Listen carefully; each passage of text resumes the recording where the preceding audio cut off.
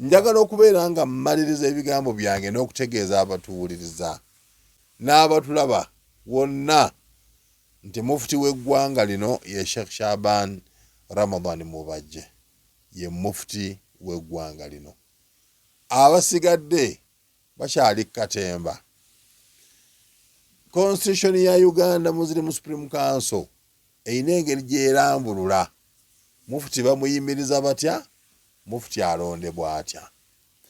Mu Uganda abantu tebakuŋŋaana bukuŋŋaanya awo ne batandika okuleekaana ne bagamba kati katulonde mufuti. Bannange si bwe kibeera. Abantu bange ab'epalisa n'abawalala obwedde abankubira ndakati twagala tumanye Sheikh Mubajje bamugjeeko oba nedda. Njagala obbategeeza nti Sheikh Mubajje Kampala gy'ali atudde Entende alambula abasiraamu gy'ali.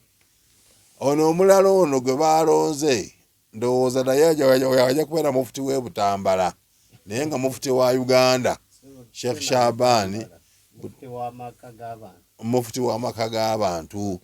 Yes, akati ffe Sheikh Shaban Ramadan Mubajje oyo ye akyali mufuti w'eggwanga lino. Ajja kutuusa ekiseera kye nga kiweddeko tulonde abalala. Nolwekyo baleme kubawuddiisa bajjama. Twali tuli awo ne kooti n'etuyamba naye nemuwa injection era bw'anaabeera ku mukolo ne yeeyita mufuti manya nti anaaba ayina ensobi gy'akoze. Ffe tubagamba basseruganda abatuwuliriza abali naddala ku social media temmala gasansaanya bintu bantu bye bateekako kubanga ebimu bisiga bukyayi. Kaakati okusiga obukyayi si kirungi.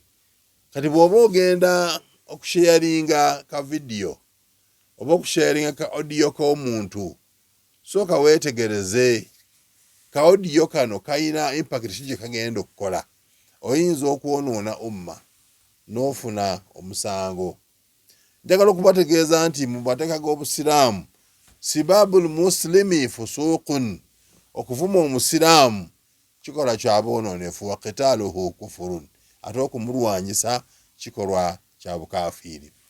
Ahlu sunna wal jamaa tukyali ku nnono yaffe ey'okubeera nti Nabbi sallallahu alayhi wasallam yatugamba ku mukulembeze yenna as-sam'u wat-ta'a, tuyina kuwuliriza era nitugonda.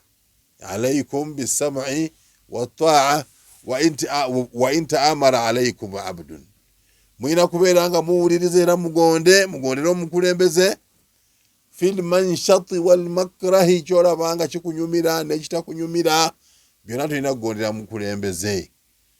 Nabbi yatugamba niwankubadde nga bali babalonze mu Ethiopia, balonze mukolomojjo gwenyiza okwogerako nga ye mukulembeze, as-sam'u wat-ta'a, tulina kubeera nga tuwuliriza era tugonde.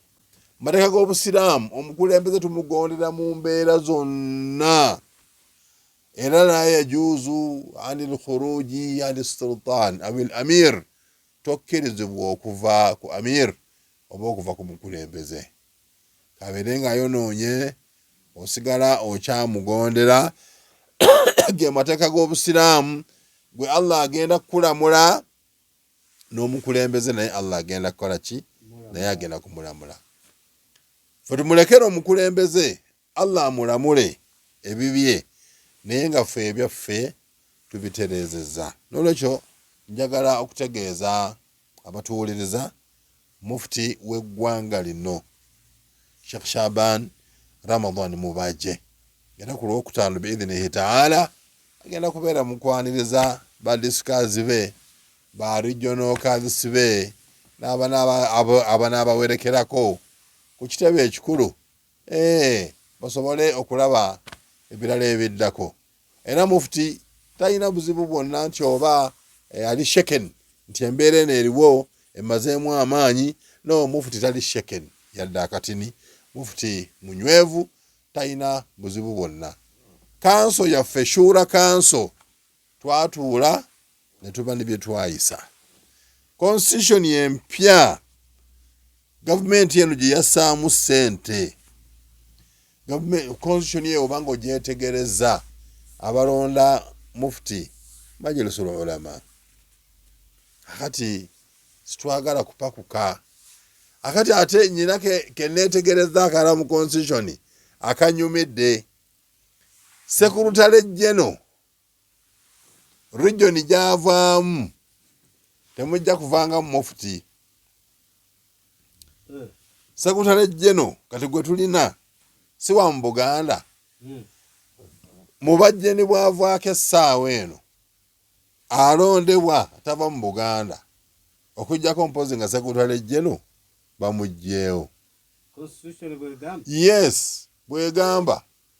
So kakati seeka wange by all means oba kino oba kiri yani badde anywera bunywezi awo omuge n'agusibira wali mu bwa deputy n'abeera awo n'asibira awo omuge. Naye kakati nigyalaze constitution okujjako ng'empya banaagigaana nti eveewo. Naye empya bw'eneebeerawo region omuvudde Secretary General temuvaamu mufti. Kitegeeza mufti mwavudde Secretary General tasobola kuvaamu. Kati byonna munaabitwala mu region y'emu abasigadde tebaasoma. Kakati baganda baffe abadde basuubira nti batutegeerera. Kati essaawa eno naffe tebakyatutegeerera. Twetegeerera okujjako nti neebaza tulina bamaseeka abanene. Ekigambo kyabwe tokiwulira kubanga bamanyi kiki kikitegeeza. Kampala eyo mweri bamaseeka baffe abanene. Masaka n'abwala bamaseeka abanene mwebali abalina zi PhDs. Dr. Semuddu, Dr. Ani batudde teri muntu ayogera kigambo yadde n'ekimu kubanga bamanyi what it means. Kati balesa abaana baffe bano abathanawi akati abe bali kwogera bavuma ge babeera bagadde okuvuma ne bajerega ge babeera bagadde okujerega. Naye nga ffe abantu baffe tubakubiriza nti oli bwakuvuma gwe tovuma kubanga sibabul muslimi fusuq. Gwe tovuma ne bamaseka baffe abamu bwe tubatera n'okukyazaako eno oluusi nga basajja balungi nabo olaba kati bavaamu ebigambo nga bikankana.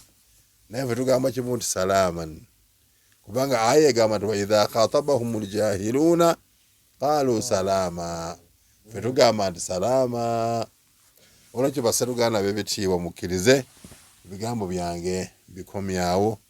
Subhanaka Allahumma wa bihamdik nashhadu an la ilaha illa anta nastaghfiruka wa natubu ilaik.